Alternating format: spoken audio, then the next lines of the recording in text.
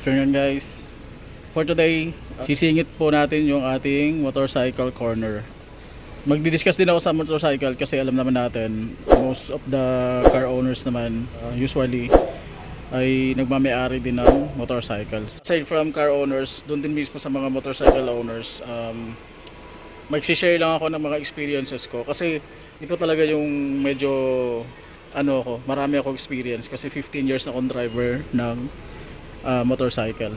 I think makakatulong yung experiences na yun kung isi-share ko sa mga viewers, sa subscribers and lahat ng viewers na gumagamit ng motor. So, number one tip ko sa inyo, especially kapag mga naka-scooter kayo, kapag hahawakan nyo yung manibela, make sure na yung dalawang daliri nyo, ito, yung middle at saka yung ring finger, ilalagay nyo po sa brake. Ganyan po ang tamang paghawak nyan. Huwag nyo pong ihawak lahat ng yung daliri sa handle.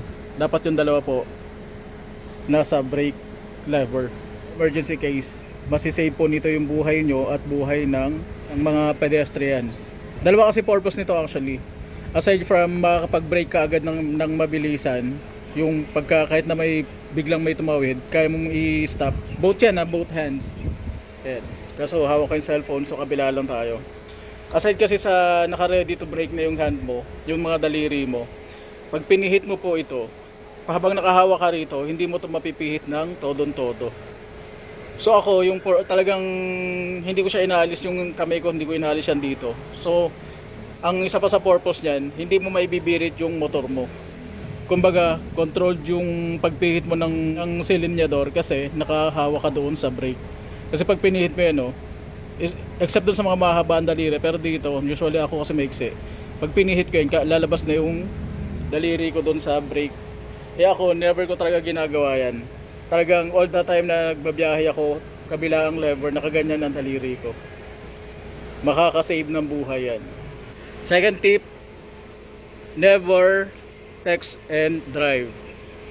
Ito po actually isa sa reason bakit hindi ako pabor sa Grab Food at kung anumang mga food delivery na apps.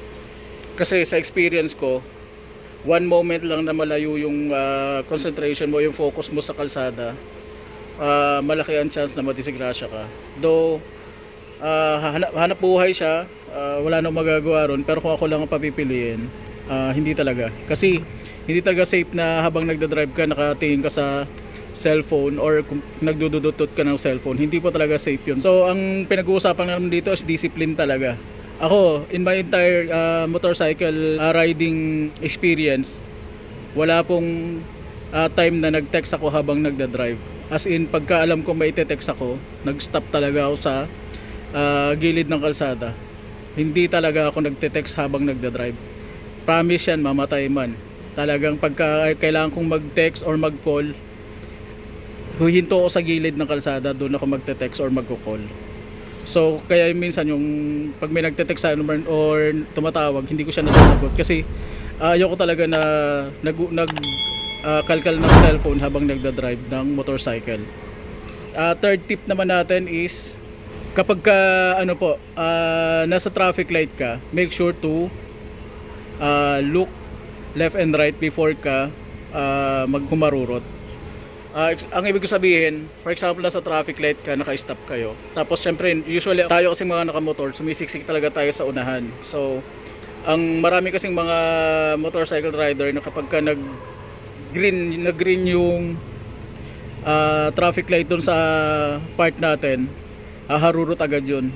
So, wag nyo pong gawing habit yun. Promise. Ilang beses na po nakakita ng nadisgrasya at muntik madisgrasya dahil dun. Gawin nyo po ugali na kapag nasa traffic light kayo, pag nag-green siya, huwag ka agad-agad magtumakbo. Silipin mo muna left and right kung may parating pang sasakyan. Pagka naka full stop na, saka ka tumakbo. Hindi ako nagbibiro, ang dami ko nakitang nadisgrasya niyan, tsaka muntikang madisgrasya. Hindi ko alam kung nagmamadali or talagang kulang sa safety precautions. Kailangan po ganun. Kung kayo magpatakbo kahit nag-green na yan, make sure na titingin kayo sa kaliwat kanan, lalo kung mga intersection. So tip number 4, Kung halimbawa sa kalsada may tumakbong hayop, halimbawa aso or kaya pusa, huwag nyo pong iiwasan kung alam nyong madidisgrasya kayo. Better na sagasaan nyo yung aso, tapos hawakan yung maigi manibela para hindi kayo madisgrasya. Or ibaba nyo yung paa nyo kapag kaalanganin na ibaba nyo yung paa nyo para hindi kayo madisgrasya. Huwag nyo po ipagpapalit yung buhay nyo sa aso or sa pusa. Pagka alam nyong alanganin na hindi na kaya i-break, sagasaan nyo na lang yung aso. Kung pabayaran man, bayaran nyo na lang. Kaysa yung buhay nyo mawala, hindi kaya mababayaran. Totoo po yan. Ganyan po dapat ang mindset ng mga nakamotor. Usually marami na didisgrasya dahil kakaiwas ng aso. Ito po, last and very important tip. Huwag po kayong magdadrive ng nakainom. Ito po yung actually sa motor, ito ang advantage ng hindi umiinom. Katulad ko, hindi ako umiinom. Advantage po siya kasi sa mga experience ko tsaka sa mga kakilala ko talaga pag nakainom, iba yung driving nila pagka nakainom talaga. Kumbaga pag hindi nakainom, normal naman na medyo relax lang ang takbuhan, pero pag oras talaga na nakainom, nag-iiba kasi, lumalakas ang loob. Parang ang dating kasi para lang naglalaro. Kaya iwasan nyo po yan. Kasi pag umiinom po kayo, siguraduhin yung ililimit nyo lang, especially kung nakamotor kayo. Actually may kasama ako sa trabaho, nagpagaas lang siya. Tapos nagkita sila nung kaibigan, nag-uminom.